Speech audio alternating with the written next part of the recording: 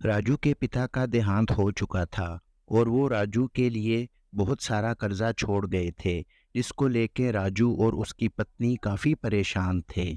राजू के पीछे हर वक्त लोग आया करते थे अपने पैसे मांगने के लिए, और वो उससे काफ़ी लड़ते झगड़ते कि हमारे पैसे वापस दे दो। अरे प्रीति, मुझे समझ नहीं आती कि मैं ये कर्जा कैसे वापस करूं। बहुत ज़्यादा कर्जा है, पिताजी ने मेरे लिए छोड़ रखा है। अब समझ नहीं आ रही कि वापस कैसे करूं। अरे! आप ऐसा कीजिए, जो पिताजी होटल छोड़कर गए हैं उसको बेचकर सब लोगों का कर्ज़ अदा कर दीजिए। इस तरह आपकी कर्ज़े से जान भी छूट जाएगी, वरना तो कोई उपाय नहीं जिससे हम लोगों का कर्ज़ा दे सकें, और ये कर्ज़ा देना बहुत ज़रूरी है। अरे ये तुम क्या कह रही हो? अगर मैं होटल को बेच दूंगा तो फिर हम खाएंगे कहाँ से? जो पैसे बच जाएँगे लोगों को देने के बाद, हम उससे एक नया व्यापार शुरू कर लेंगे। हम खुद मेहनत करेंगे, जिससे फिर बहुत ज़्यादा फ़ायदा होगा हमें।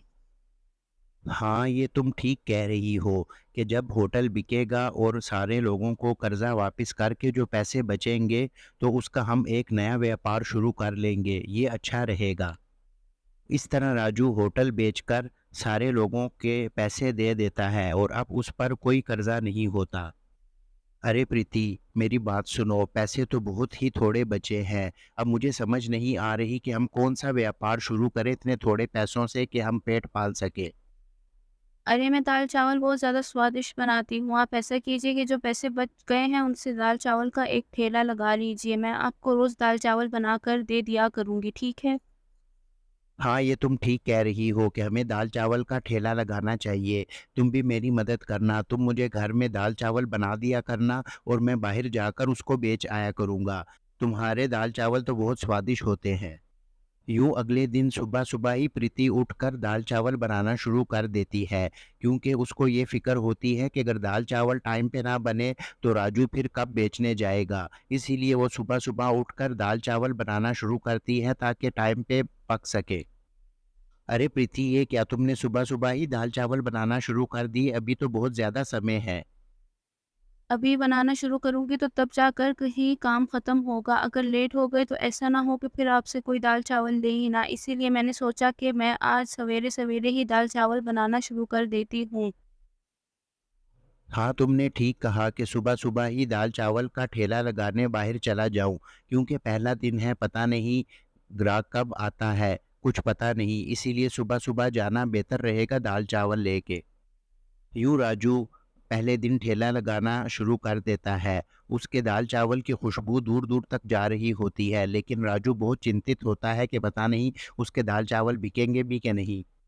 अरे भाई साहब, एक दाल चावल की प्लेट लगा दो। मुझे तो तुम यहाँ नए लगते हो, पता नहीं कैसे होंगे तुम्हारे दाल चावल, मैं पहले चखूंगा।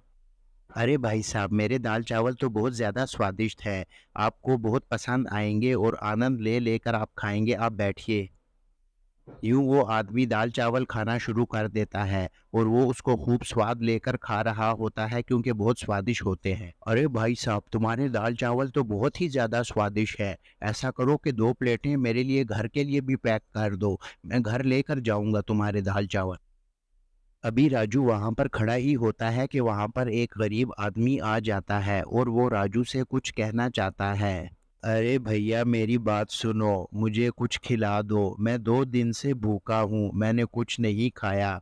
मुझे बहुत भूख लगी है, मुझे कुछ खिला दो। अगर तुम मुझे कुछ खिला दोगे तो ऊपर वाला भला करेगा तुम्हारा। अरे भाई साहब, क्यों नहीं, मैं आपको अभी खाना खिला देता हूँ। आप बैठिए तो सही, और आपने जितना खाना खाना है मन भर कर खाना खाइए। पैसों की चिंता बिल्कुल मत कीजिए, बस आप अपना पेट भरिए। आप बैठिए, मैं आपके लिए अभी एक दाल चावल की प्लेट लगाता हूँ। यूँ राजू उस आदमी को खाने के लिए दाल चावल की एक प्लेट दे देता है। वो आदमी बहुत भूखा होता है, इसलिए वो खूब आनंद लेकर खा रहा होता है। राजू भी बहुत खुश होता है। अरे भैया, आपका बहुत बहुत धन्यवाद कि आपने मेरे गरीब पर तरस खाकर मुझे दाल चावल खिलाए। अब मैं आपको कुछ देना चाहता हूँ। अरे नहीं नहीं भाई साहब, मुझे कुछ नहीं चाहिए आपसे। आप भूखे थे इसलिए मैंने आपको खाना दिया। मुझे कुछ नहीं चाहिए, बस मुझे दुआ दे दीजिएगा और इसके अलावा कुछ नहीं। अरे मैंने तुम्हें सिर्फ कुछ चावलों के दाने देने हैं।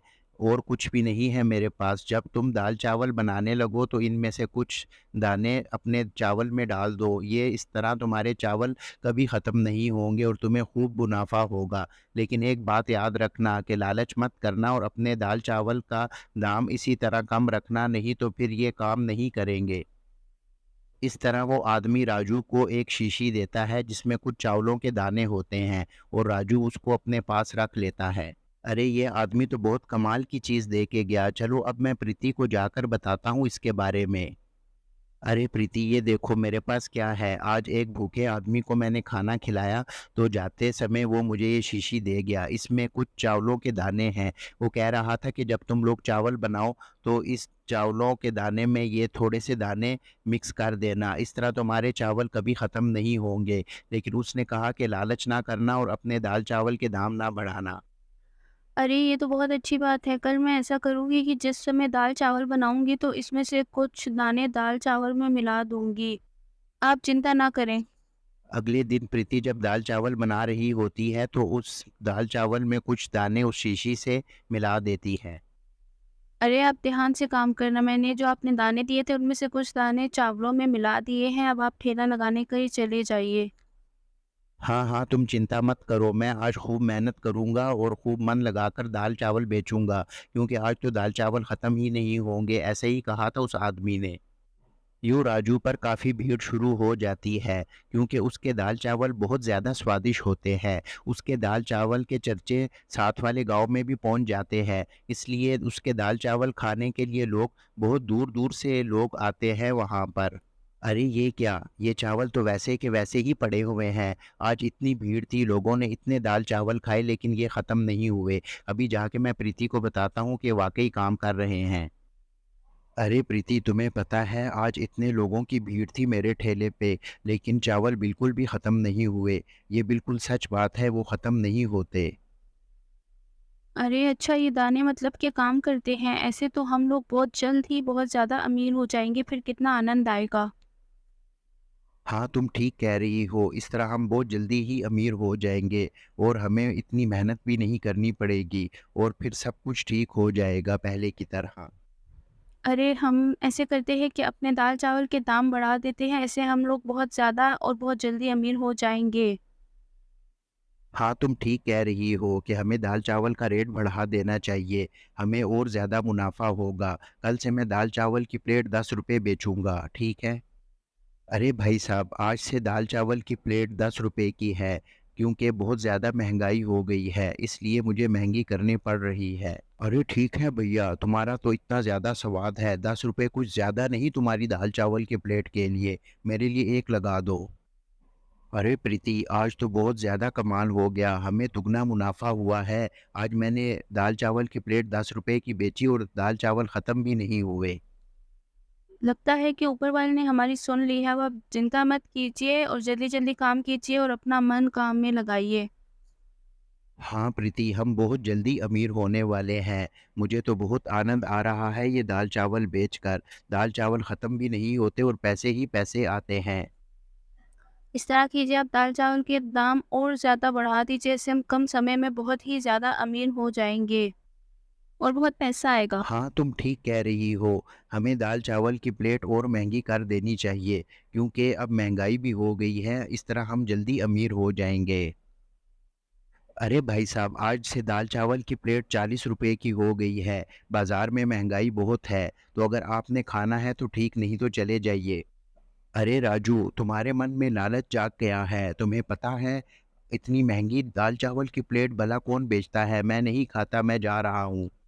मेरे दाल-चावल बहुत ज़्यादा स्वादिष्ट हैं, तुम नहीं खाओगे तो कोई और खा लेगा। तुम चिंता मत करो, तुम्हें जहाँ से सस्ती चीज़ मिलती है, तुम वहाँ जाकर खा लो बेशक। अरे ये क्या? आज तो बहुत कम लोग आए, रेट ज़्यादा करने की वजह से और चावल भी ख़त्म हो गए हैं। लगता है कि उन दानों ने काम ख़त्म कर दिया है, क्योंकि आज से मैंने लालच की है इसलिए। अरे सरिता, गज़ब हो गया, आज बहुत कम लोग दाल-चावल खाने आए और वो दाल-चावल भी ख़त्म हो गए। पहले बहुत ज़्यादा आते थे लेकिन वो ख़त्म नहीं होते थे। लगता है कि हमारी लालच की वजह से वो दाने काम नहीं कर रहे। आप ऐसा कीजिए कि जिस आदमी ने आपको दाने दिए थे, आप उसको ढूँढिए, शायद वो हमें इस समस्या का कोई उपाय बता सके।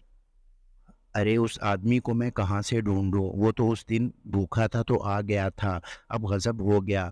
मैंने तो कहा था लालच नहीं करनी, लेकिन तुम ही कहती थी कि दाम बढ़ाओ। बस आप उस आदमी को ढूँढिए और बिल्कुल भी चिंता करने की ज़रूरत नहीं है। मुझे पता है कि वो ज़रूर हमें कोई न कोई तरीका ऐसा बता देगा जिससे कि ये दाने दोबारा से काम करने लगे। अब मैं कल कोशिश करता हूँ कि वो आदमी मुझे मिल जाए और मैं उससे माफ़ी माँग लूँ, ताकि हमारा व्यापार पहले की तरह ठीक हो जाए जैसे पहले था। अगले दिन राजू वहीं पर ठेला लगाकर खड़ा होता है और काफ़ी परेशान होता है, क्योंकि उसके ठेले पे अब कोई नहीं आ रहा होता। अब उसके ठेले पे पहले की तरह भीड़ नहीं होती थी। अभी राजू वहीं पर खड़ा ही होता है कि वही आदमी जो राजू को शीशी दे के गया था, वो वहाँ पर अचानक से आ जाता है। अरे राजू, क्यों इतनी चिंता में लग रहे हो? क्या हुआ है? क्या व्यापार नहीं चल रहा तुम्हारा? भीड़ भी नज़र नहीं आ रही। आखिर कारण क्या है? मुझे बताओ, क्यों इतनी चिंता में लग रहे हो? क्या समस्या है? अरे भाई साहब, शुक्र है कि आप मुझे मिल गए। आपने मुझे जो दाने दिए थे ना, वो पहले काम करते थे, लेकिन आजकल बिल्कुल काम नहीं कर रहे।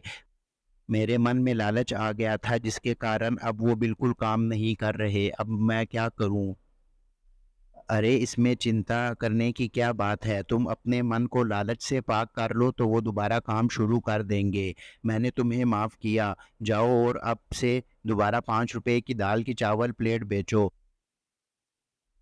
ठीक है, मैं आपसे वादा करता हूँ कि मैं आइंदा के बाद कभी लालच नहीं करूँगा और हमेशा ही कम दाम पर अपने दाल चावल की प्लेट बेचूँगा। आप बस मुझे माफ़ कर दीजिए तो सब कुछ ठीक हो जाएगा और वो दाने अब से दोबारा काम शुरू कर देंगे। यूँ राजू पे अब दोबारा सी भीड़ शुरू हो जाती है। अब वो दोबारा से 5 रुपए की दाल की चावल प्लेट बेचना शुरू कर देता है, क्योंकि अब राजू का मन साफ़ हो चुका होता है और उसके मन में किसी किस्म की लालच नहीं होती। तो दोस्तों, आपको आज की स्टोरी कैसे लगी? हमारे चैनल को सब्सक्राइब कीजिए और बेल आइकन का नोटिफ़िकेशन लाज़मी ऑन कीजिए, ताकि हमारे हर आने वाली वीडियो का नोटिफ़िकेशन आपको टाइम पे मिल सके। तो चलिए मिलते हैं दोस्तों किसी नेक्स्ट स्टोरी में। हमें कमेंट सेक्शन में लाज़मी बताइएगा।